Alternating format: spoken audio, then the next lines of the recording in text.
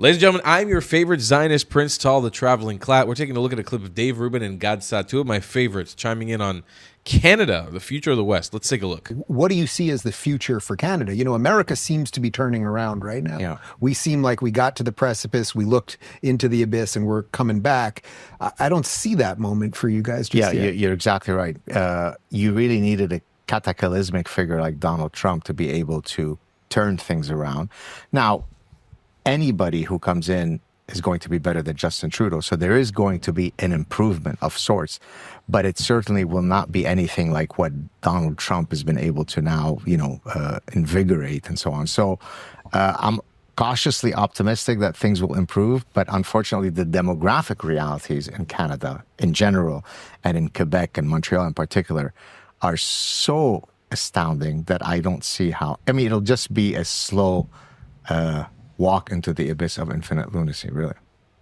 That's got to be tough to sit with as a Canadian. I mean, you lived through this once already. Exactly. I mean, Lebanon was a Christian country. Within our lifetime, right? Lebanon was about 65% Christian, and now it's flipped the other way around. It's about 65% Muslim, and it didn't take 500 years. It took, 40, 50 years. And so things can quickly change. And usually you can predict. There's a book by a gentleman by the name of, he's a missionary from Africa. His name is Peter Hammond. He wrote a book a few years ago where he looked at what happens to a society as a function of the percentage of people who are of the Islamic faith. 0 to 2%, or they're just a exotic minority, 3 to 5%. They're a bit more politically, motivated, but they're still pretty quiet. And you could predict it as easily as the trajectory of diabetes, right? With more Islam comes more problems. And at one point you close your eyes, you open them, and then the whole society is Islamic. What would you do if you were Prime Minister of Canada? So certainly no one can stay in Canada who does not share the foundational deontological principles of Canada, right? Genocide. So, there can't be a two-tier system where we can criticize vigorously any religion except one, because that would be Islamophobic. There is a motion that was passed at the table called M103 that, can make it very difficult to criticize Islam because you would be spreading hate and division and lack of community cohesion, and that was under Justin Trudeau. So I would certainly halt immigration from any society that does not share our values. Look, I'll give you an analogy from evolutionary psychology. When you're choosing a mate, one of the best ways to ensure that you're going to have a successful marriage is what's called assortative mating, meaning birds of a feather flock together. If I share the same values as my mate, I'm much more likely to have, it's not difficult to understand, right? Well, you could apply that exact same mechanism. I call it cultural homophily, cultural liking of similar others, right? So you're much more likely to integrate people from Denmark or Sweden or Estonia, not because they may share your skin hue or not, but because they're likely to share some of those foundational values that the West was built on. Regrettably, many other societies don't. And so I would certainly reduce that greatly, and I would very vigorously deport anyone who adheres to those kinds of antithetical principles. Do you think the average Canadian is just kind of sitting around like, Trump save us at this point? I mean, Trudeau showed up to Mar-a-Lago just a couple days ago and basically kissed the ring, and now it sounds like even he's going to do something as it pertains to the border and everything else. I hate to say this because I like to always be smiling and optimistic, but I also like to be truthful. Yeah. I'm not very optimistic for the following reason. So I can walk in my neighborhood in Montreal, which is, there are a lot of Jews, there are a lot of people who support my message, who'll come up to me who are fans. Dear Dr. Saad, I love you for reasons X, Y, Z. The next question I ask him, do you mind if I ask who you vote for? Oh, I voted for the Liberal Party. Yeah. So that disconnect, I love you, Dr. Saad, but I voted for the Liberal Party, and I will continue to do so for the next 17 generations, and there will never be any autocorrection in my political voting behavior. How could you resolve the problem if I can never get you to change your behavior? So do you see any way, I mean, not just with Canada, but with, say, Germany and France and Denmark and some of these other countries going through this, do you see any solution that ultimately is not violent to this? Because it seems to me that the people who either have suicidal empathy or ostrich parasitic syndrome, that it's almost too late. It might have not been too late 10 years ago to have dealt with this appropriately, but now, as you mentioned, it's a numbers game that I don't see a real way to get out of. I don't either. And when you and I have known each other now for probably about a decade, Yeah. and certainly a decade before that, if not more, I'd been saying that if we continue on this trajectory, we're going to have a repeat of the Beirut that I escaped. And people would say, that's such an exaggeration. That's so hyperbolic. That's so silly. I understand you had, this childhood trauma.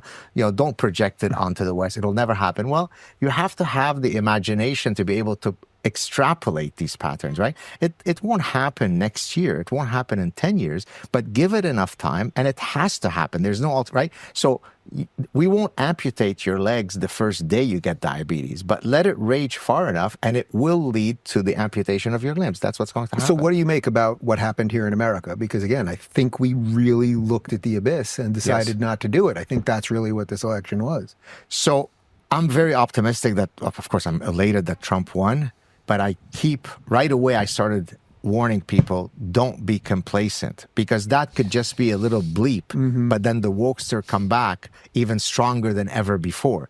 So it took about 50 to 100 years for many of these cultural values to lead us to where we were.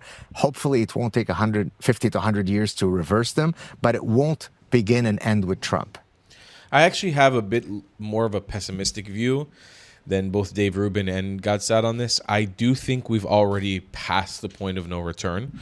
And I actually think, ironically enough, and I don't say this just as a Jew because I'm a Jewish supremacist or something, but I do think that the world, especially the West, can look to Israel to gain an idea of what it looks like to have non-ethnic homogeny, but what Gad Saad was saying, I don't remember exactly how he framed it, but where everybody's in the same idea. So let me break down a concept for you real quick. People always point, and I always find this very funny, whenever people are shit-talking America, which they do often. For those of you guys who don't know, because many people are new to this channel, I gained 200,000 subscribers in the last couple months. When I had a channel for 10 years, this channel, Traveling Clat, that was sitting at 250,000 subscribers, I used to travel the world. That's what I did. I traveled to about 70 countries over the course of 10 years on this YouTube channel, and I vlogged it all. And while I would travel, people always would love to shit talk America. Now, I'm a pretty patriotic American. I'm very proud of the United States of America. I love my country. I love both Israel and America. They're both my homes, and I love them dearly.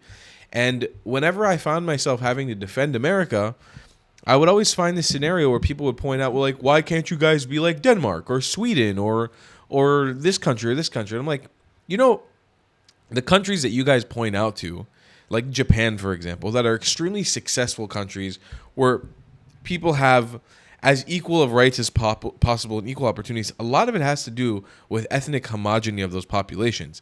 Like diversity, and I'm not saying anything against diversity, but diversity of both opinion and culture can lead to the destruction of society, at least in a linear path. And this is something you see all over the world. Look at Western Europe and how much those societies seem to be crumbling under the influence of outside forces. America, almost as a premise, kind of is doomed to fail because the ideas of America are too diverse to help America progress in one thing. The thing with Israel that's incredible, and this is something that there really isn't another example of anywhere else on earth. Look at how diverse the society is, right? And you have to look at the Jewish circles and then go one circle out. You have black Jews, brown Jews, white Jews. They're not really white Jews, but Jews of lighter color skin coming together. Then you have Jews of Indian descent, Jews of Chinese descent, Jews of Caucasus Mountain descent, Jews of the desert, Jews of the mountains, Jews of the sea, Jews of the jungle, coming together in one place. That's already complicated enough. Then you have Arabs, 20% Arab population. You have Bedouin tribes. You have Christians. You have the jihadist Muslims. You have Druze. You have regular Muslims that are non-jihadist, all coming together in one place. How could that really function? The thing is, the outside world allows us to function better because of the threat of our lives. You see, something that every Israeli citizen gets is that there's a mortal danger to just being in Israel. And that helps you progress society forward. Now, I'm not saying that America needs to be under threat of their morality or their mortality to actually progress and move forward, but I am saying that there's a certain strength that comes together when your entire nation, no matter what their differences are, have their backs pinned against their wall. My family, for example, is the cohesion of Baghdadi Jews from Iraq, Jews from Eastern Iraq and Syria, Caucasus Mountain Jews / Iranian Jews, Turkish Ladino Jews, all coming together. All four of my grandparents are completely different ethnicities that came together in cohesion. Yes, my family's a mess and everyone's crazy and people got divorced and it's a mess, but they all assisted in the same goal, even though they had different ethnicities, in the same goal of trying to progress the population forward, progress this country forward. Because they believed in the ideals of what this nation stood for, which is being a safe home for the Jewish people. It's something where I really think the West can look at Israel and learn a lot. Just my opinion. I'd love to hear your guys' thoughts in the comments down below. Please do consider supporting the channel by subscribing right now. It goes a long way to support us, and I'll see you in the next one. I love you guys a long time. Goodbye, Klats. If you believe in my content and want to support me, just know your help is needed. There's a bunch of great ways to support me, being PayPal, Buy Me a Coffee, or joining my Patreon community down below. Patreon is the best way to support my channel, and you'll get a bunch of cool perks depending on what tier you join. Another great way to support me is by buying my merchandise on thetravelingclat.com. I regularly drop new merch designs like this beautiful hat or this amazing shirt, where you can support the channel and get something cool for yourself. I also have an amazing Discord community with people from all over the world. Thank you so much for your support.